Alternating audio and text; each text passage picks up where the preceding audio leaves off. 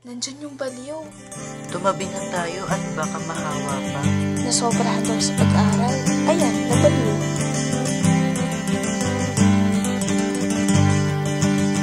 Ang katotohanan ay may dalawang mukha.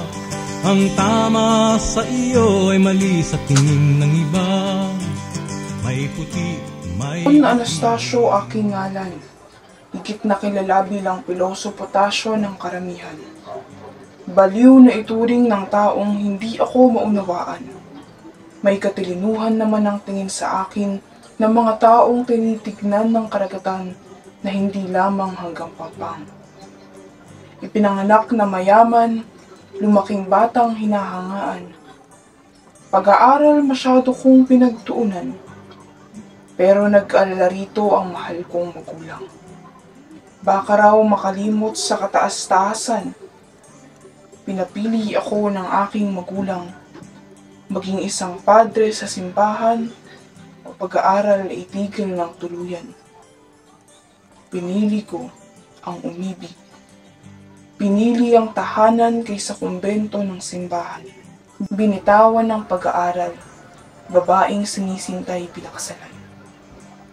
Ngunit, wala pa mang isang taon ay parehong nilisan ng aking ina at mahal na asawa ang mundo. Mas lalo kong pinagtuunan ng pag-aaral. Nakatutok ang aking mga mata sa pagbabasa.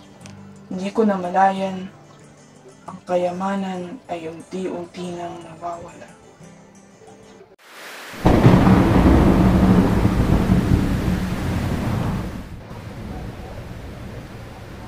Isang sigwa. Ang pagdating ng bagyo ang tangay kong pag-asa sapagkat ito magdadala ng mga lintik na siyang papatay sa mga tao at susunog ng mga bahay.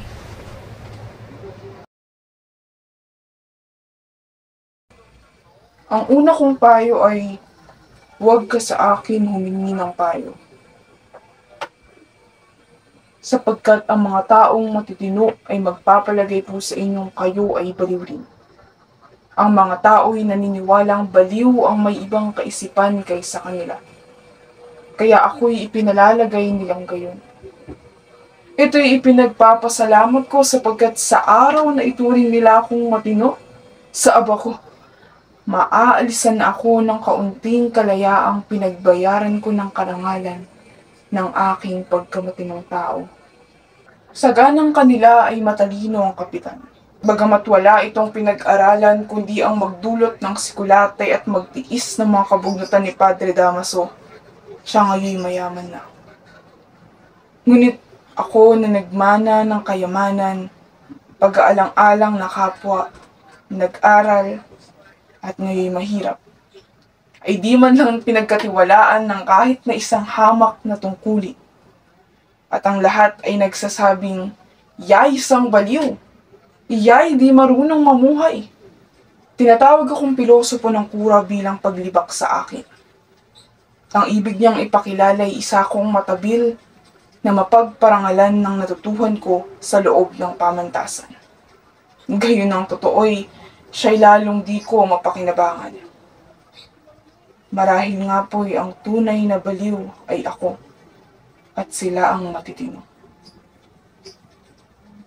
Sino makapagsasabi? Ang ikalawang mapapayo ko sa iyo ay humalik sa kamay ng iyong kaaway. Sumangguni kayo sa kura, sa kapitan, at sa lahat ng may kaya, sa tungkulin at sa kayamanan. Sila'y magbibigay sa inyo ng di mabubuti, di tumpak o walang saysay na mga payo. Ngunit ang pagsangguni ay hindi nangangahulugang pagsunod. Gayunman, magkunwari kayong nakikinig sa kanilang payo at ginagawa ninyo ang marapat. Kung hindi ka sumasang-ayon dito, tandaan, anumang laki ng iyong pagnanais na mapaunlad ang bayan, alang-alang sa ikagagaling ng pamahalaan at ng inang Espanya. Ang una o ang pamahalaan ay walang nakikita, walang hinahatulan maliban sa maibigang ipakita. Ang pamahalaan ay hindi nakikipag-unawaan sa bayan ay di makaliligtas sa pagkaalipin.